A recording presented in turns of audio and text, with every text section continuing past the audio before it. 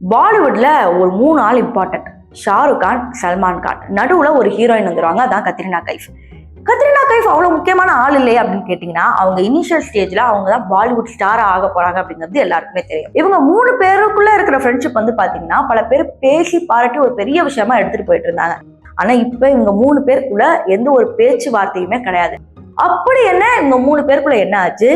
Birthday party அப்படிங்கிற இந்த சர்ச்சை தான் இப்போ வரைக்கும் பேசிட்டு இருக்காங்க.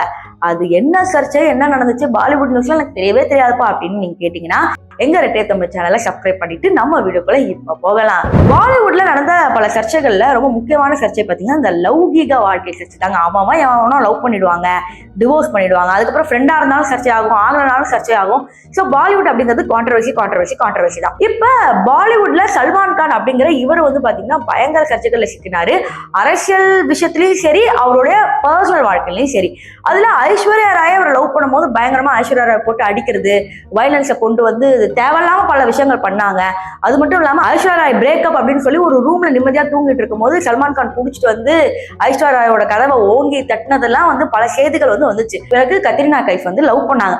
ஸோ இவங்க 2 பேருக்குள்ள இருக்கிற ரிலேஷன்ஷிப் வந்து பாத்தீங்கன்னா நல்லா தான் போயிட்டு இருந்துச்சு. பட் கத்ரினா கைஃப் ஏன் காதல முறிவு பண்ணாங்க அப்படின்னு கேட்டீங்கன்னா, இவங்க வந்து கொஞ்சம் கிளாமரஸா நடிப்பாங்க கத்ரினா கைஃப். ஸோ பல ஐட்டம் சாங்ஸ்ல எல்லாம் நடிக்கும் போது சல்மான் கான் பல விஷயங்களை கண்ட்ரோல் பண்ணதாகவும், இனிமே நீ இப்படிதான் நடிக்க கூடாது, நீ யார் கூட நடிக்கணும் நான் தான் சூஸ் பண்ணுவேன் அப்படிங்கிற மாதிரி சொன்னாரு. இதற்கு பின்னாடி இன்னொரு ஸ்டோரியும் இருக்கு. கத்ரினா கைஃப் ஆரம்பத்துல இருந்து பல படங்கள்ல நடிச்சாங்க. ஷாருக் கானோட, சல்மான் கானோட.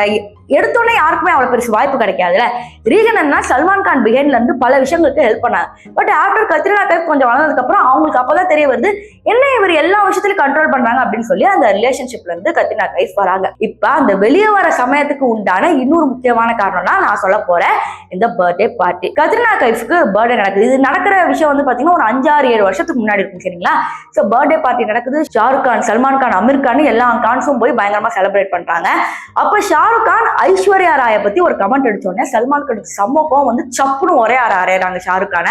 அதன் பிறகு கத்ரினா கைஃப் தடுக்க போகும்போது கத்ரினா கைஃபும் ஏதோ கீழே விழுந்துட்டாங்க அப்படிங்கிற மாதிரிலாம் ஒரு நியூஸ் வருது. அதன் பிறகு சல்மான் கான கத்ரினா கைஃப் தரதரன்னு எடுத்துட்டு போய் கார்ல எடுத்துட்டு போன இந்த இமேஜஸ் எல்லாம் வந்து பயங்கரமான ட்ரெண்டிங். ஒரே பிரஸ் அது இதுன்னு ஃபுல்லா இந்த நியூஸை பத்தி தான் ஒரு வாரம் பேசிட்டு இருந்தானுங்க. அதன் பிறகு கத்ரினா கைஃபும் ஷாருக் கானும் நடிச்ச படங்கள்ல என்னதான் அதிகமான ரொமான்ஸ் இருந்தாலும் ஆரம்பத்துல இவங்க ஃப்ரெண்ட்ஸா இருந்தவங்க பிரஸ் மீட்ல ஃப்ரெண்ட்ஸாவே இல்ல. ஃபார் எக்ஸாம்பிள் கத்ரினா கைஃப் கிட்ட எந்த மாதிரி எல்லாம் கேள்வி கேட்டாங்கன்னா, இந்த மாதிரி ஷாருக் கான் கூட ஃபர்ஸ்ட் டைம் கிஸ் பண்ணீங்களா எப்படி இருந்துச்சு அப்படின்லாம் கேட்கும்போது அவங்களுக்கு ஒரு மாதிரி இருக்கும்.